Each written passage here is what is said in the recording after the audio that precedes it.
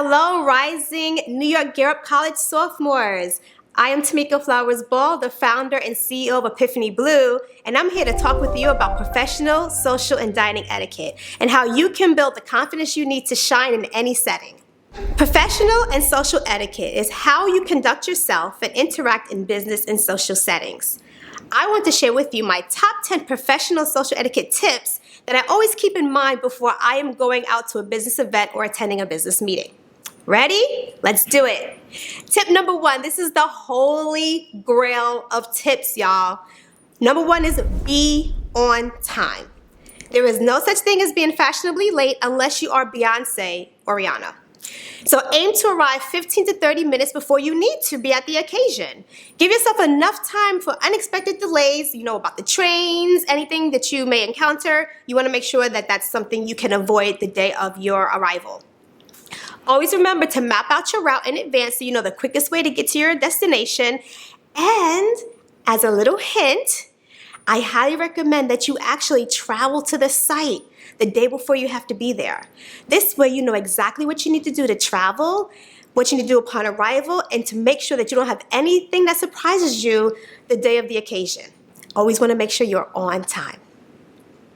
Next one is dressing appropriately.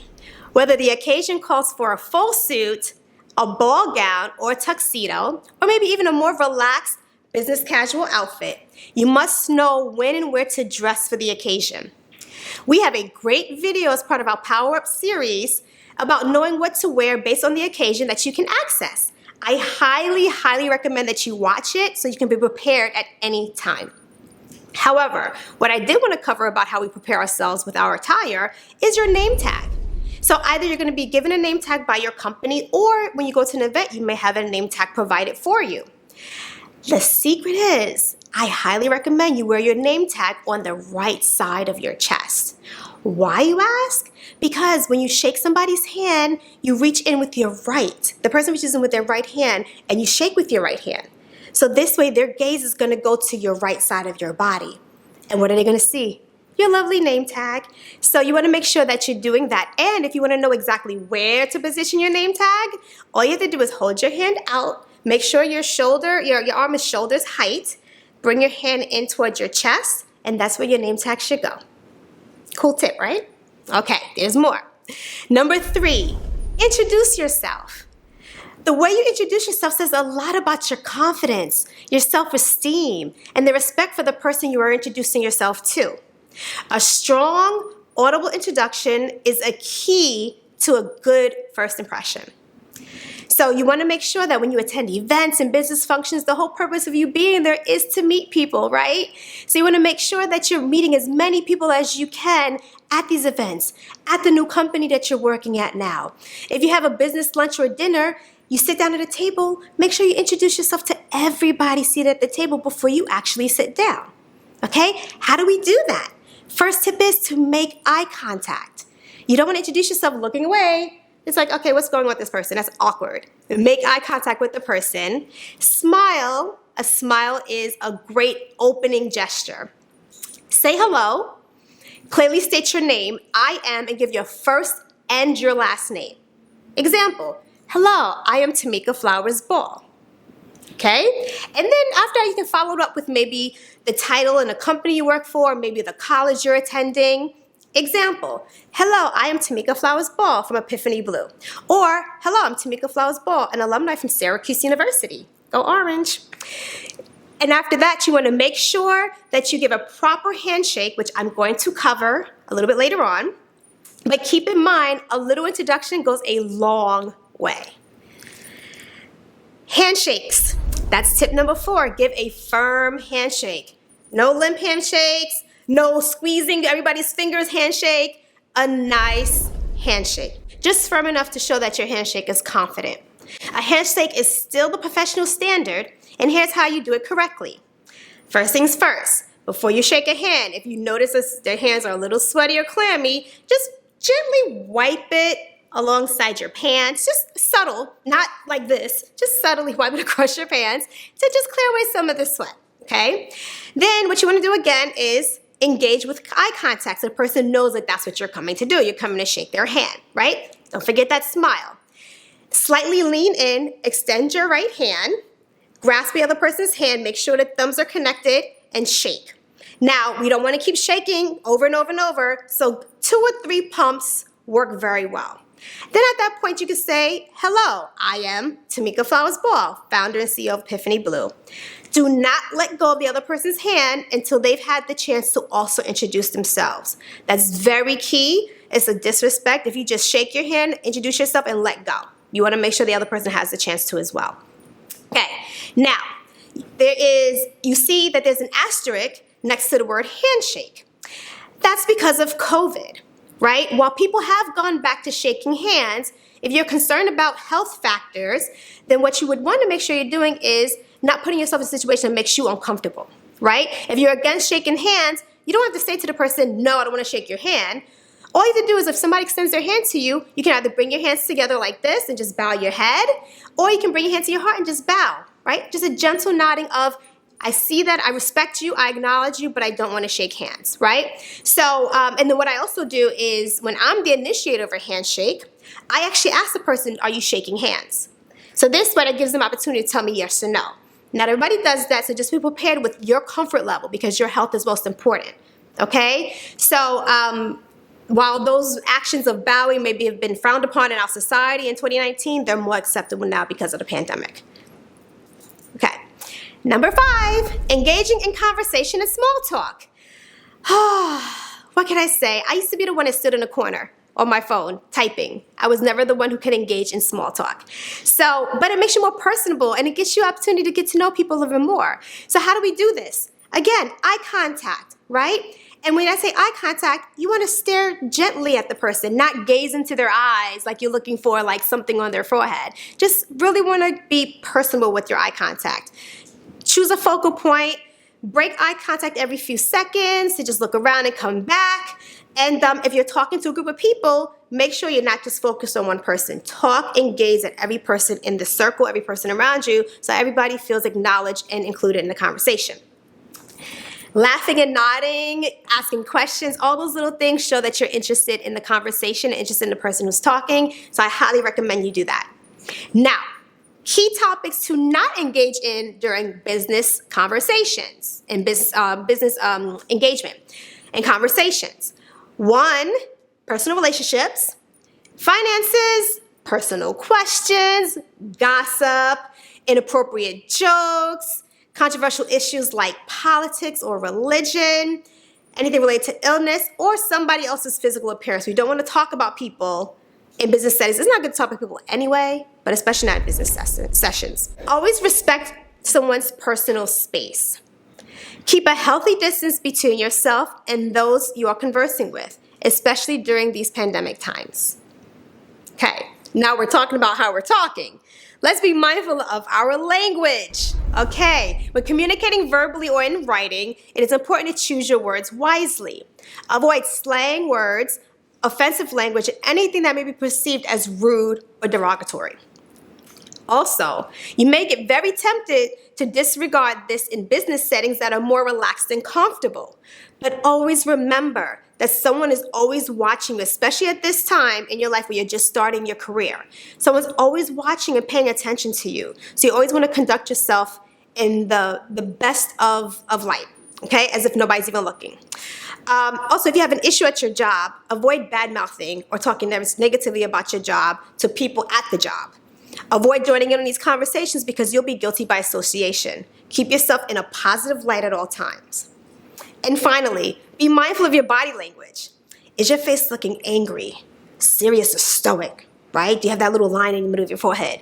Do you have a pleasant, welcoming, smiling demeanor? Are your arms crossed in front of you, showing that you're closed off?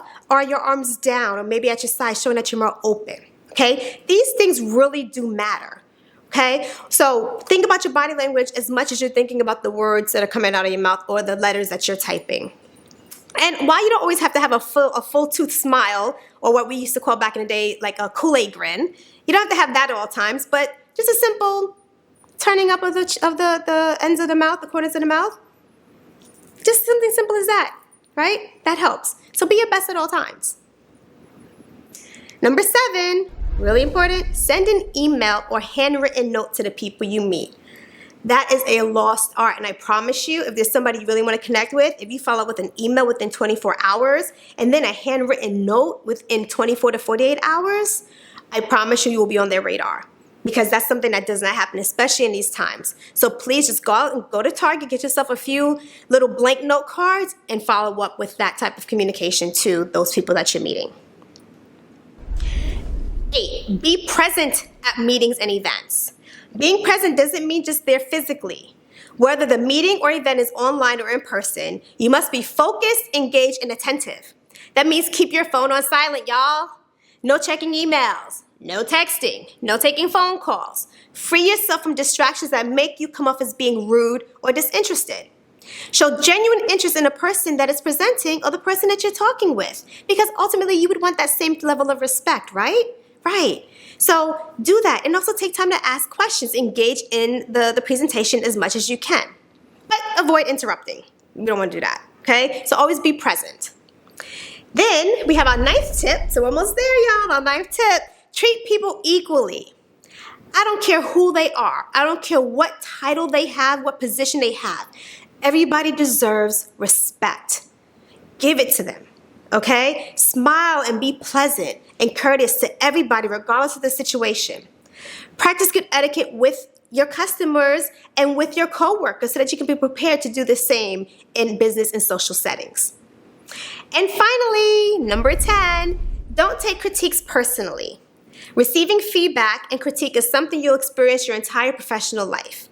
What's important is how you handle it, okay? Again, don't take them personally. This is a business, not a social club, so nothing should be personal about it, okay? Listen to the feedback you're receiving and assess how you can learn from it. That's your growth. That's your development, right? If you feel like, though, the feedback that you're getting has a negative undertone, the person is using demeaning language, or you're feeling really attacked by that person, remain calm and then take your issues and concerns to either your supervisor or your HR representative. And finally, mistakes are going to happen. Everybody makes mistakes. I'm still making mistakes running a company. I'm learning every day. But just take responsibility for your mistakes. Take accountability for your mistakes. How do we do this? 1, by acknowledging it and even apologizing for it. And then number 2, really offering up a solution on how to avoid this mistake in the future. Remember, nobody is perfect. Use every opportunity to learn and grow, and you will shine bright like a diamond. Okay, so we're about to go into our dining etiquette segment, which is one of my favorite topics ever. But if you need a break, here's a little trick. Pause right now. Take the break that you need, and then when you come back, I promise we'll be here waiting for you. When you come back, we'll be ready to talk about dining etiquette. If you don't need a break, then just keep on with us, and we'll just continue right on with our next topic. So let's talk about dining etiquette, y'all. Dining etiquette is the proper manners and behavior that you need to exhibit in a formal dining setting. Okay, so we're going to kick off this conversation by getting into a little game of true and false, and you will learn a thing or two through this game. So let's see how good you are, okay? Give yourself a point for every answer you get correct, and then celebrate at the end. I can't give you a prize because this is, on video, but if you were in front of us, I would give a prize. But give yourself a prize, okay? Let's begin. So, question number 1. When 2 people go out to eat, the person who extended the invitation pays the bill. True or false? If you said true, you are correct. Proper etiquette states that the person who extends an invitation to dine out, regardless of gender, is responsible for paying that bill. Okay? Now, when planning to go out to eat with the group should set the dining rules prior to the outing. What are the rules? Something like, how are you going to split the bill?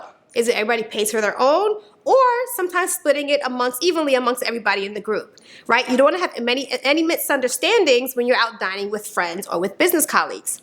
Now, here's a trick thing, and I really believe in this one. If the group is going to split the bill evenly, I highly suggest that everybody sets ground rules, like, hey, everybody, we can only order 1 appetizer, 1 entree, 1 dessert, and 1 beverage. Okay? If not, if you're a light eater or a non-drinker, you're going to be paying most of that bill. That's me. This just happened to me a few days ago. Went out to brunch with my friends. We did not set our rules. I didn't follow my own advice. I ended up ordering something that was a light appetizer, a little non-alcoholic beverage. Came to like $40. Y'all, why was my bill at $117? No lying, $117, okay? Please remember to set your rules in advance or bring a lot of money if you are the non-drinker and the light eater. Okay, I have to remember that. So make sure that you do that.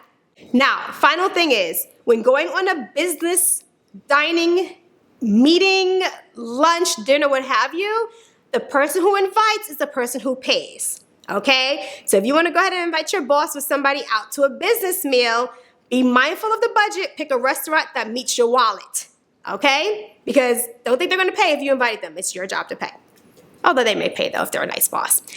Moving forward, next one. When having a meal with the group at a table, you can start eating as soon as your food arrives. True or false?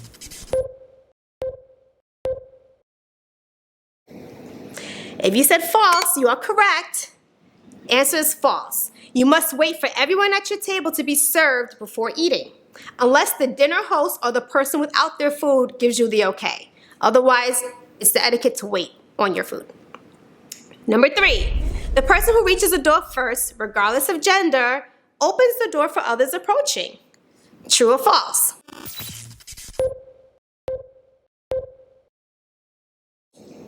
If you said false, you're wrong. The answer is actually true. Technically, the person who approaches the door first opens and holds the door for the other person. So if you want the door held for you, take a few steps back and let the person approach it before you, okay? All right.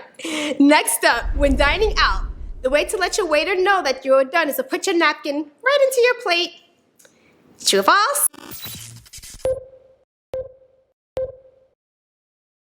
If you said false, you are correct. The napkin should never be placed in your dinner plate. When you're done eating your food, well, actually, when you approach the table, you take the napkin, you put the napkin in your lap. When you're done eating your food, you take the napkin, fold it up nicely, and put it on the left side of your plate. Okay? If you're leaving the table temporarily, you take your napkin, you fold it, put it on your chair. Just let the person know you're coming back. Next, licking fingers while dining is acceptable. True or false?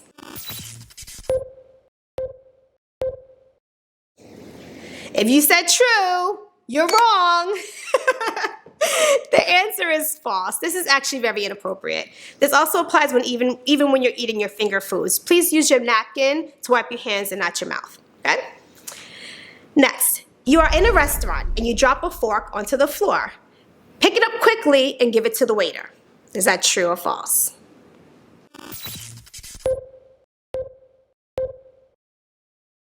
The answer is false. If you drop a utensil on the floor, alert the waiter that you've dropped the utensil and ask for a replacement. The waiter will then pick up the utensil for you. You don't want to try to struggle to get something off the floor and then now you're dirtying up your hands. The waiter will actually know to pick that up for you. Next, this is a good one. It is acceptable to put your elbows on the table between courses or when no food is present. True or false?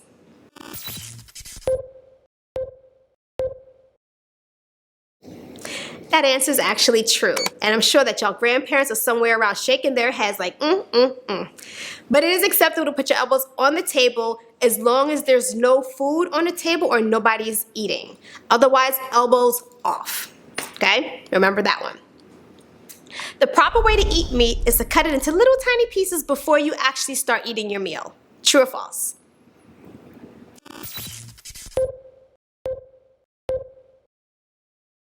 The answer is false.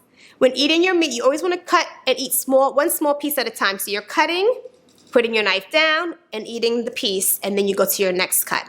Also, when cutting your food, and we'll demonstrate this in a moment, you don't want to saw your knife back and forth. That's not appropriate dining etiquette. You want to take your knife, slice, pick your knife up again, slice, and if you need a third slice, that means your stuff is probably overcooked.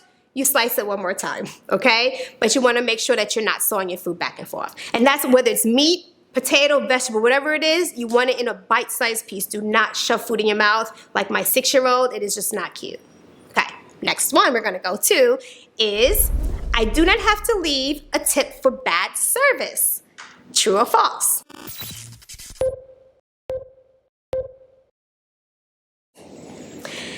False. It is customary and proper etiquette to leave a tip at a restaurant table service. In many states, that's actually the biggest thing, that's the biggest part of a server's pay is through their tips.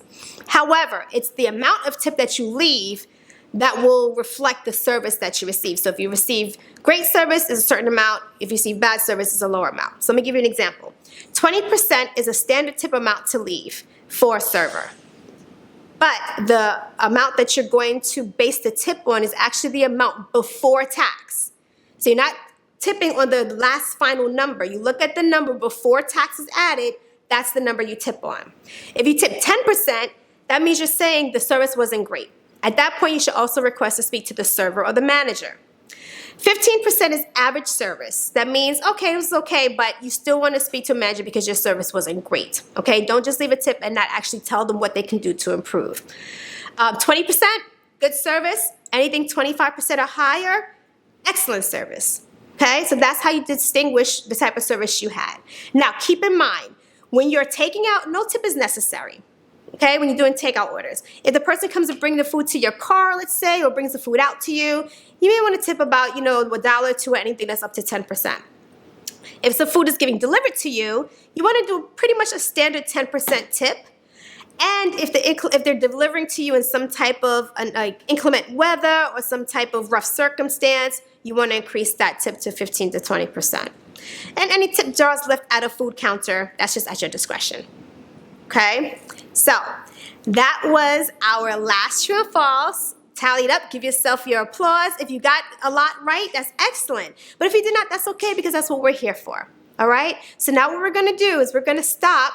We're going to pause here with our talking, and I'm going to actually give you a demonstration on how to hold your utensils and how to cut your food with your knife and your fork. Now that we talked about some key tips that you need to know in order to have your dining etiquette elevated, we're going to talk about place settings. The image that you're seeing is a place setting for a 3-course meal, which is usually an appetizer or salad, a main course, and then some type of dessert. So as you see here in the center of the placemat, you have your main course plate with your salad plate on top of it. To the right of this, you'll see that you have your soup spoon and your dinner knife, with the cutting edge always turned into the plate. On the other side of the plate, you'll see that you have your salad fork or your appetizer fork, and as well as your main course fork. Once again, to the right of the plate, at the upper corner of the right, you'll see that you have your water glass, and for over 21, you have your wine glass. And then to the left side of the plate, above the forks, you have your bread plate. So if you're sitting on a table and you're pretty close to other people, at least you know that your cup is over your fork and your spoon and knife, pardon me, and you know that your bread plate is over your forks. At the top of your plate, that's how you'll know what type of dessert you're going to have. If you have a spoon there, that means you're going to have some type of pudding or mousse or sorbet. And if you have a fork there, that's usually going to be some type of cake or pie. So this is how you know how your place setting is going to be for a 3-course meal, which is going to be pretty much the standard meal that you'll have for all business functions. As we move along, now we're going to talk about how we hold our utensils and cut our food. So what you're going to do is, first thing is you're going to pick up your fork. In whichever hand that you are, right hand or left hand, our model today is a right hand model. So she's going to hold the fork in her right hand. As you can see, the fork is resting comfortably between her thumb, pointer finger, and her middle finger. The thumb and the pointer are using the fork, are the guides for the fork when eating your food. Then you see that our model is showing you that you scoop your food when it's time to eat. We do not stab our food. So proper etiquette is to scoop your food up and bring the fork up to your mouth. Next, we're going to show you how to cut your food. So our model, who is right-handed, is going to switch the fork into her left hand and pick up the knife in her right hand. But if you're left-handed, then you'll be one step ahead of us. So now, as you see, our model is holding the fork, using her pointer finger on each hand as the guide and to control the utensils. She'll take the fork and put the fork into the food item, use the knife, and she'll lift up the knife and slice once, slice the food twice if needed, and even if needed, a third time to cut through the meal. At that point, she will take the knife and put it at the top of her plate. She will then switch hands, and she will then go ahead and use the fork to scoop up the food item.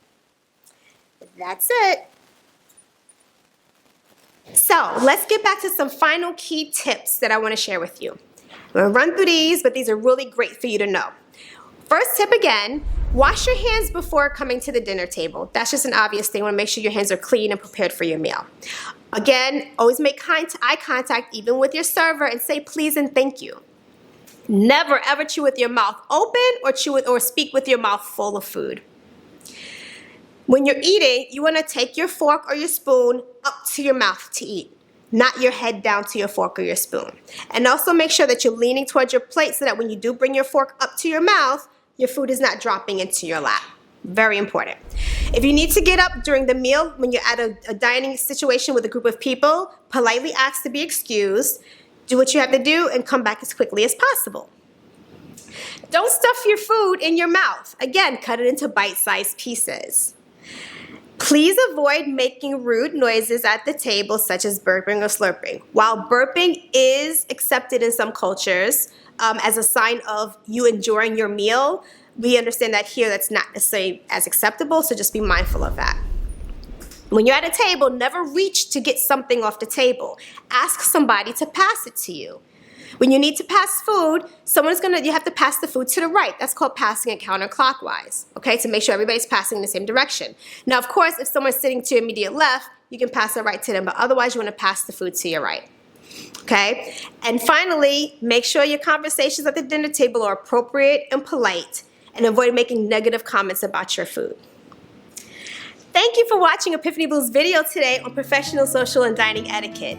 A huge thank you goes to Nona Donovan and the New York Gear Up team for having us. We hope that our Power Up videos were helpful to you and that you watch them as often as possible to refresh your learning. Because if you do, I promise you, you will build the confidence you need to shine bright in any setting. Good luck with your upcoming sophomore year, and we wish you all the best. Take care.